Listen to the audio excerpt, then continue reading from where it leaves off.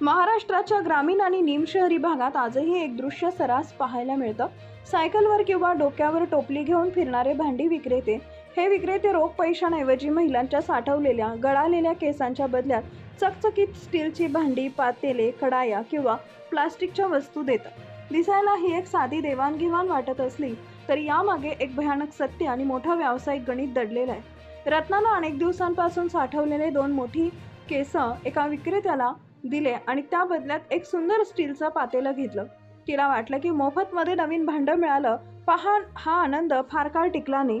त्या नवीन भांड्यात भाजी बनवून जेव्हा तिच्या संपूर्ण कुटुंबात पती आणि मुलांनी ती खाल्ली, तेव्हापासून त्यांच्या आयुष्यात विचित्र आणि भयानक घटना घडू लागल्या.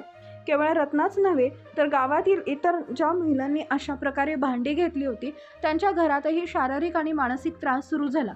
या संपूर्ण घटनेनं महाराष्ट्र हादरून गेला असून लोक आता या घटनेबद्दल भीती व्यक्त करतात. भारतीय संस्कृतीत आणि धार्मिक ग्रंथामध्ये मानवी केसांचं अनन्यसाधारण महत्त्व सांगितलंय.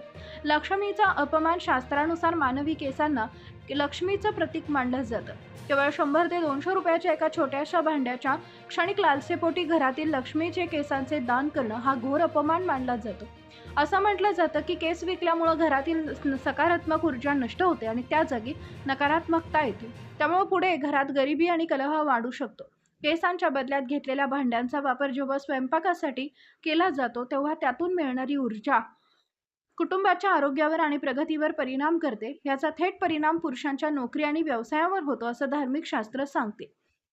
भांडी देणारे हे विक्रेते तुमच्याकडून घेतलेल्या केसांचं काय करतात हे जाणून घेतल्यावर तुम्हाला धक्का बसेल, पण हा एक अत्यंत संघटित आणि मोठा जागतिक व्यापार आहे.